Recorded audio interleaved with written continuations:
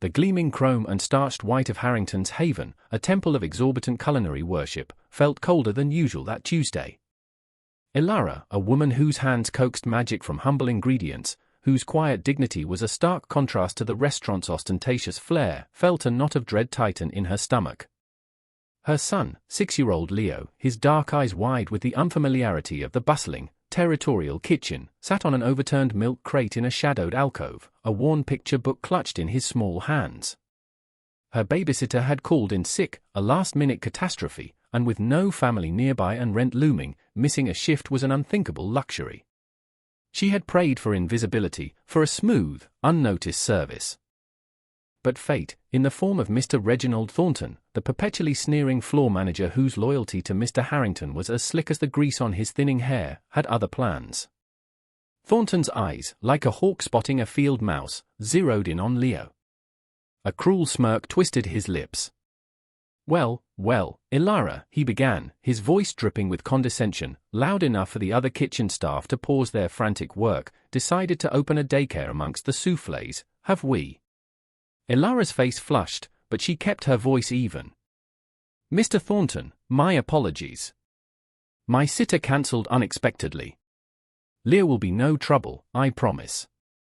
His very quiet Thornton chuckled, a dry, rasping sound. Quiet or not, this is a Michelin aspirant establishment, not a community creche. The boss will want to hear about this deviation from our standards. He practically spat the last word, then glided away, a harbinger of doom. Moments later, Algernon Harrington III, owner of Harrington's Haven, a man whose arrogance was as legendary as his restaurant's prices, strode into the kitchen. His bespoke suit seemed to repel the very air around him, his expression one of utter disdain as his gaze fell upon Leo, then shifted, with amplified contempt, to Elara. What is the meaning of this, Elara? His voice, usually reserved for berating sommeliers over insignificant vintage discrepancies, boomed with theatrical fury. Is this a professional kitchen or a playground for your offspring? The pause, the deliberate selection of the word offspring, was a calculated barb, meant to demean. Elara stood taller, her quiet dignity her only shield. Mr. Harrington, I had a childcare emergency. I couldn't afford to miss my shift. He has been no bother at all. Harrington laughed, a harsh, barking sound that echoed off the stainless steel. No bother? His very presence is a bother. It's an affront. Do you think my clientele, who pay hundreds for an evening of unparalleled sophistication, want to imagine their food is prepared in an environment contaminated by this? He gestured vaguely towards Leo, who flinched, his lower lip trembling. The other staff, a mix of intimidated newcomers and hardened sycophants, watched, some with carefully neutral expressions, others with a hint of morbid curiosity. Maria, an older dishwasher who had always offered Elara a kind word, looked down, her face etched with pity she dared not voice. You people, Harrington continued, his voice venomous, always have excuses. Always bringing your messy lives into places where they don't belong. This is about standards, Elara. Standards you clearly cannot comprehend. He reached into his wallet, pulled out a wad of cash, her week's wages, and, with a final, contemptuous sneer, threw it onto the grimy kitchen floor. You're fired. Get out. And take it with you. Visual CUE, close up on Harrington's sneering face, the contempt radiating from him. Close up on Elara's face, a flicker of pain quickly masked by a profound, steely resolve. Leo's small hand reaching for his mother. The money, scattered like refuse on the tiles, the injustice was a bitter pill, the humiliation a searing brand. Elara, her heart aching for her son who had witnessed such casual cruelty, slowly bent down, her movements deliberate, and picked up each bill. She didn't say a word. Her silence was more profound, more damning, than any outburst could have been. She took Leo's hand, and with her head held high, walked out of the cold, sterile heart of Harrington's Haven, leaving behind the suffocating atmosphere of prejudice and the ugly, gloating face of its master. Little did Algernon Harrington know, as he basked in his petty triumph, that the threads of fate, long and intricate, were beginning to draw taut. He had just set in motion a chain of events that would unravel his carefully constructed world in the most public and devastating way imaginable. And for those of you watching, who have perhaps felt the sting of underestimation or the burn of injustice, stay with us, because what happened next is a testament to the enduring power of dignity and the inevitable reckoning that awaits those who wield their power with cruelty. Algernon Harrington, puffed up with self-importance, reveled in his act of maintaining standards. He instructed Thornton to circulate a memo, subtly worded but clearly aimed at Elara, about the unwavering commitment to professionalism and the exclusion of personal distractions within Harrington's haven. He even made a few calls to influential friends in the city's restaurant scene, casually mentioning a problematic former employee, a veiled attempt to blacklist Elara and ensure her struggle. "One must nip these things in the bud, Thornton," he declared, adjusting his silk tie in the reflection of a polished silver tray. "Allow one such person to take liberties, and the entire edifice of excellence crumbles. They simply don't understand our world, our dedication." His sycophantic manager nodded eagerly, lapping up his boss's pronouncements. "Absolutely, Mr. Harrington. A decisive action sets the right tone." In the days that followed, Harrington preened. He was preparing for his annual Harrington Charity Gala, a lavish affair designed to polish his public image as a benevolent philanthropist, a pillar of the community. He envisioned the fawning newspaper articles, the photos of him shaking hands with city dignitaries, the reaffirmation of his superior status. He was a man insulated by wealth, cocooned in arrogance, utterly oblivious to the quiet storm gathering on his horizon. He saw Elara as a footnote, a minor inconvenience swiftly dealt with, a lesson administered. The dramatic irony was already beginning to unfold, for the very act he believed cemented his authority was, in fact, the first loose stone in the avalanche that would soon engulf him. His hubris was a blinding light, preventing him from seeing the shadows where truth often resides. He moved through his opulent world, issuing orders, accepting praise, a king on a cardboard throne, unaware that the foundations were already rotten. His pronouncements on excellence and standards would soon echo with a terrible, hollow mockery. He planned the gala with meticulous care, selecting the finest champagne, the most exotic flowers, curating a guest list of the city's elite. It was to be his masterpiece of self-promotion, a testament to his good taste and even better connections. He imagined himself on the podium, basking in the applause, the benevolent dictator of high society. The thought of Elara, if it crossed his mind at all, was likely one of smug satisfaction. She was out there, somewhere in the city's underbelly, learning her place. He couldn't have been more wrong. While Harrington plotted his self-congratulatory spectacle, Elara, armed with her quiet resilience and her undeniable talent, was fighting for her son's future.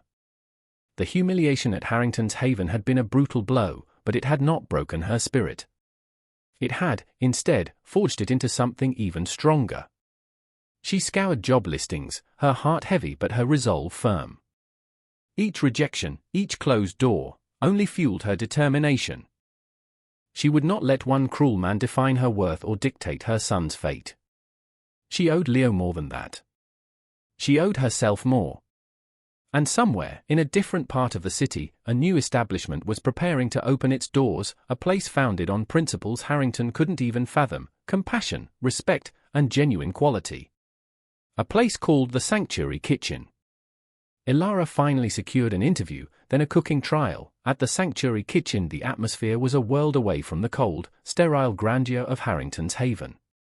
Here, the air hummed with genuine warmth, the decor was tasteful but unpretentious, and the owner, a woman named Eleanor Albright, possessed an aura of quiet strength and profound kindness that immediately put Elara at ease. Eleanor was elegant, her eyes observant and intelligent, missing nothing. On the day of her final trial, Elara once again faced a childcare dilemma.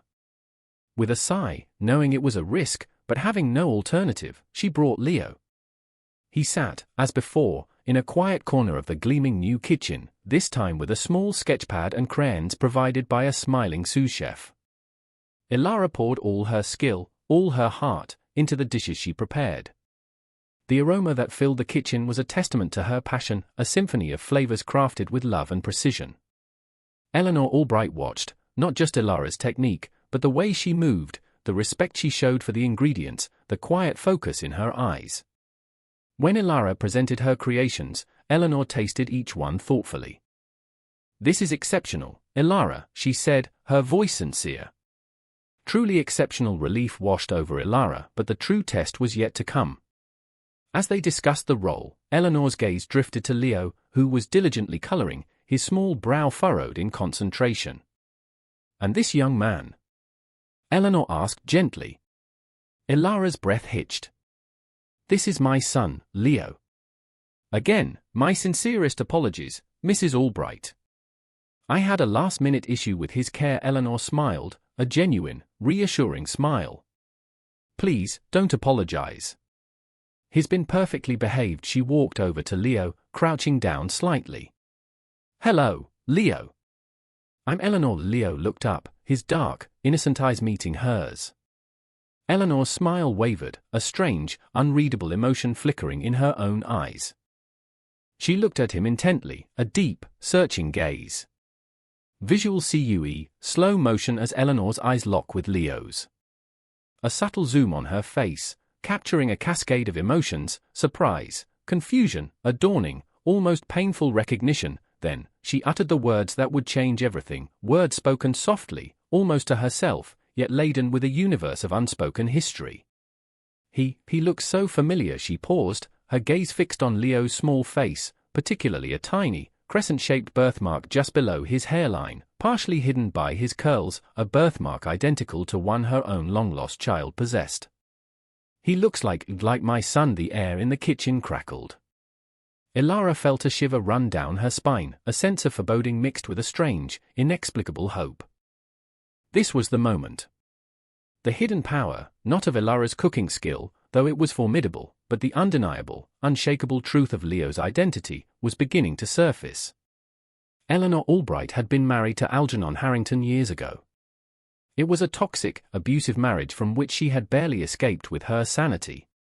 They had a child, a beautiful baby boy, whom Harrington, in an act of ultimate cruelty during their acrimonious divorce, had torn from her, claiming the infant had tragically died in an accident, even producing falsified documents. Eleanor had never truly believed it, her maternal instinct screaming otherwise. She had spent years, a significant portion of her fortune, and countless sleepless nights, searching, hoping against hope. And now, in her own kitchen, a child with her son's eyes, her son's distinctive birthmark, was looking back at her. Leo also clutched a small, worn silver locket shaped like a bird, a trinket Ilara had found with him when she discovered him, a newborn abandoned on the steps of a church 6 years prior. It was a locket Eleanor herself had placed around her baby's neck, a desperate token of a mother's love. The universe, it seemed, was finally aligning its fractured pieces. Eleanor Albright, her heart pounding a frantic rhythm against her ribs, hired Ilara on the spot, her voice trembling slightly as she offered her the head chef position. In the days that followed, a delicate dance of discovery began.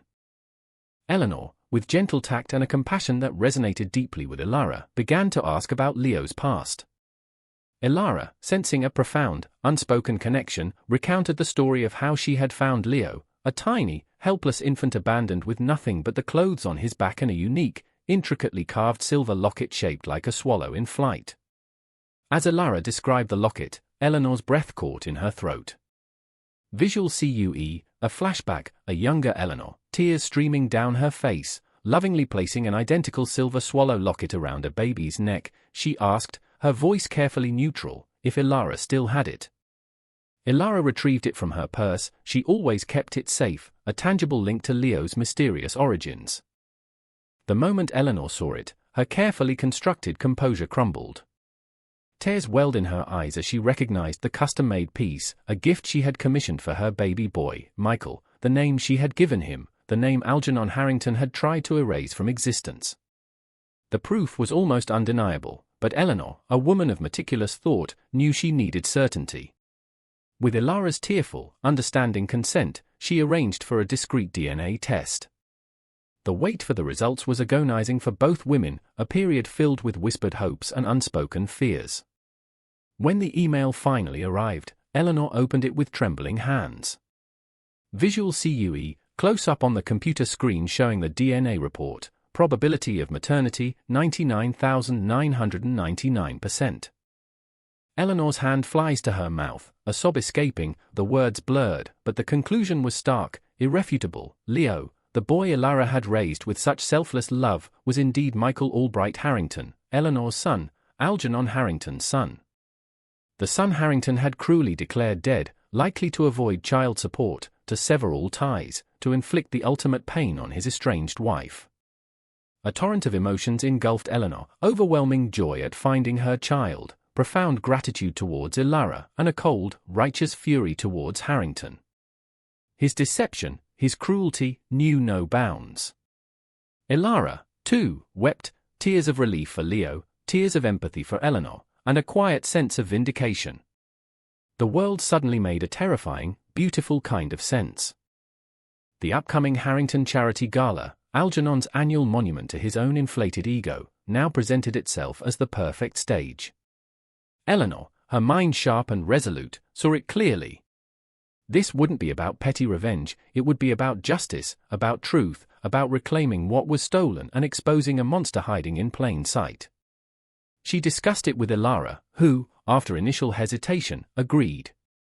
This was for Leo. For his future, for his identity, and for every person Harrington had ever belittled or crushed under the weight of his arrogance. The plan was audacious, theatrical, and perfectly tailored to dismantle a man who lived his life on a public stage. While Harrington finalized his seating charts and polished his self-congratulatory speech, unaware of the meticulously gathered evidence, the DNA report, the photographs of the locket, sworn affidavits detailing Eleanor's search and Harrington's past deceptions, Elara and Eleanor prepared for a different kind of performance. They were no longer just a cook and a restaurant owner, they were agents of a karmic justice that had been years in the making. The quiet dignity of one and the fierce love of the other were about to bring down an empire built on lies. The night of the Harrington Charity Gala arrived, draped in velvet and glittering chandeliers. Algernon Harrington, resplendent in a tuxedo that cost more than Elara earned in 6 months, stood at the entrance of his haven, greeting the city's elite with practiced charm. He was the picture of success, of benevolence, his every gesture designed to reinforce his image as a captain of industry and a patron of the arts. He felt invincible, the master of his universe. He had no idea that his universe was about to implode. Eleanor Albright, radiating a steely elegance, arrived not as a victim, but as a queen about to reclaim her kingdom. She had purchased a prominent table under an assumed name. Beside her, Elara, dressed in a simple but dignified dark dress, held Leo's hand.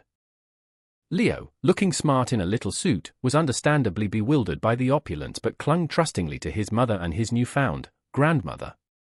The word still felt new, tentative, but filled with a burgeoning warmth. As Harrington took to the stage, basking in the applause, ready to deliver his carefully crafted speech about compassion and giving back, words that would soon taste like ash in his mouth, Eleanor made her move. She approached the stage manager, a quick, whispered word, a flash of an official-looking document, a court order compelling access, perhaps, or merely her sheer force of will, and suddenly, the microphone was hers. A ripple of confusion went through the audience. Harrington, mid-sentence, turned, his smile freezing on his face as he saw Eleanor, Elara, and Leo step into the spotlight. Algernon, Eleanor's voice, amplified, cut through the expectant hush. It was calm, clear, and utterly devastating. You speak tonight of charity, of family, of community. But I am here to speak of truth, visual CUE, close up on Harrington's face, the mask of geniality cracking, revealing the panic underneath. Gasps ripple through the stunned audience. The sycophantic guests who had previously lauded him now stare in shocked silence. Eleanor began to tell her story. She spoke of her marriage to Algernon Harrington, the cruelty she endured, and the son he had ruthlessly torn from her arms, the son he had declared dead.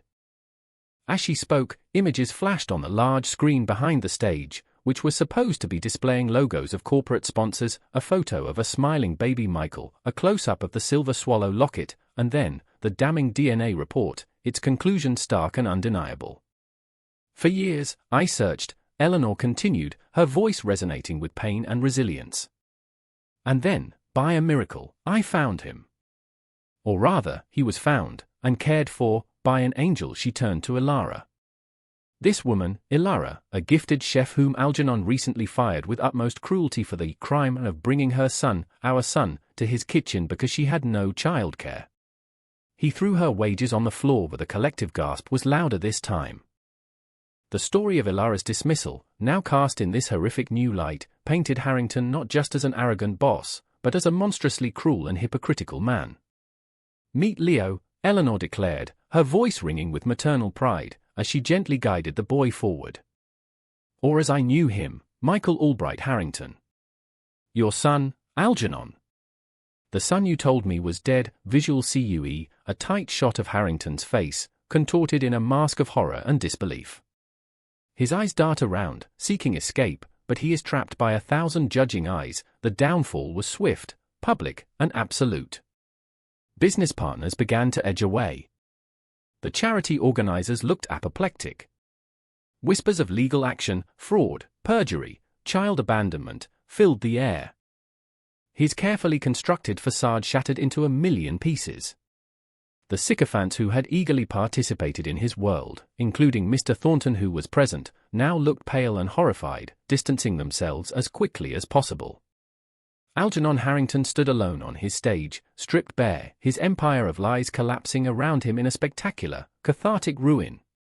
His own arrogance, his own cruelty, had engineered his perfect, public immolation.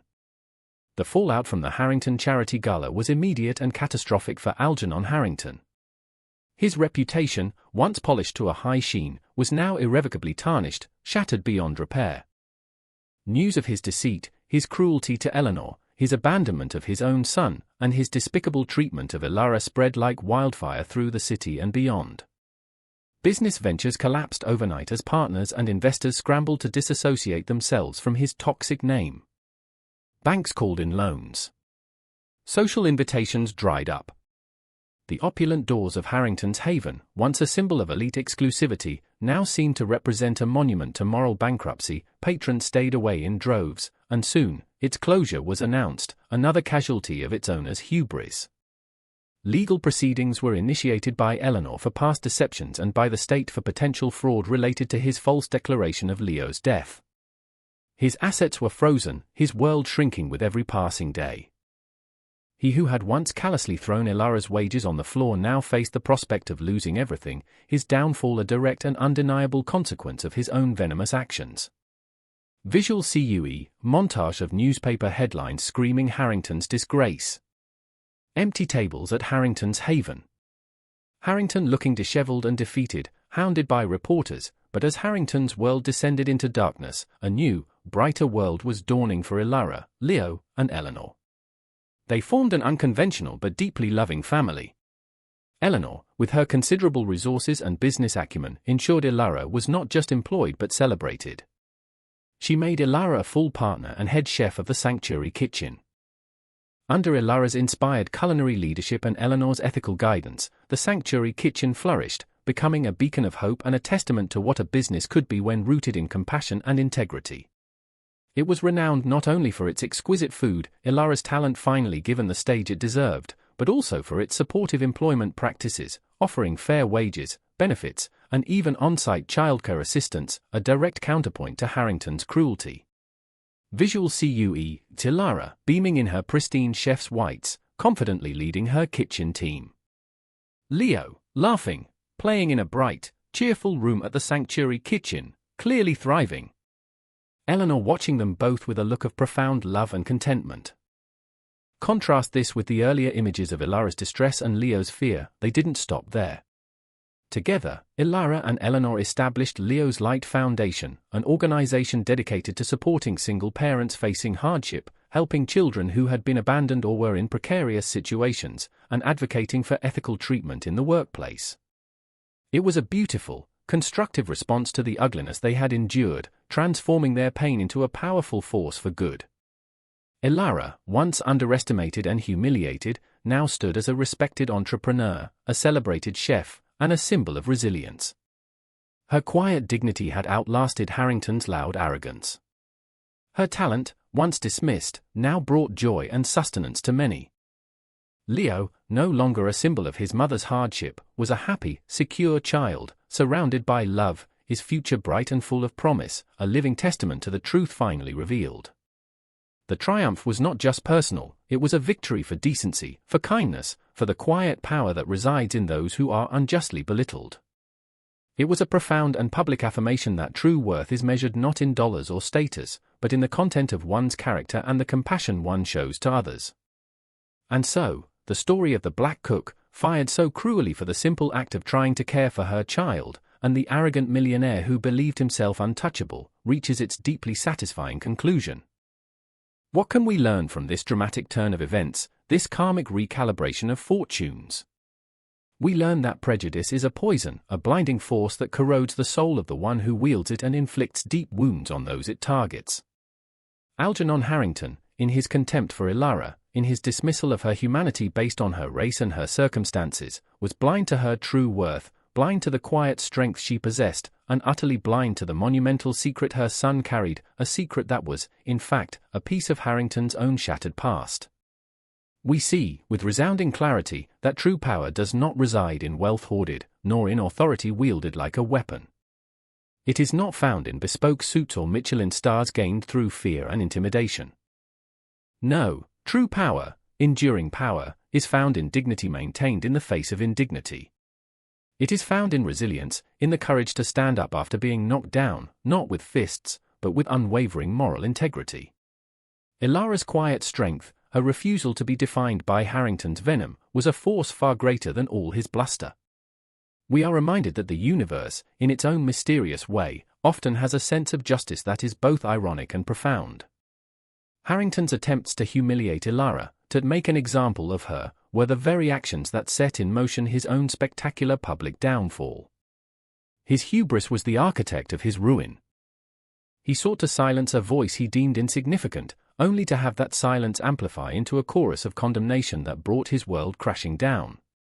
The story also illuminates the incredible strength found in compassion and solidarity. Eleanor Albright, using her resources and her own painful history, not for mere revenge, but for reclamation and justice, created something beautiful from the wreckage. She saw Elara's worth, recognized a kindred spirit in her resilience, and together they built not just a successful business, but a sanctuary, a testament to what can be achieved when empathy guides action. Let this tale serve as an affirmation: the underestimated often possess the deepest reserves of strength. The marginalized often see the world with a clarity denied to the privileged. And in the end, it is not the volume of one's voice, but the truth of one's character, that echoes through eternity. Cruelty may have its fleeting, ugly moments of triumph, but kindness, integrity, and quiet dignity possess a power that will always, ultimately, prevail. Remember that the next time you witness an injustice, or feel underestimated yourself, within you lies a strength that can move mountains, a light that no arrogance can extinguish.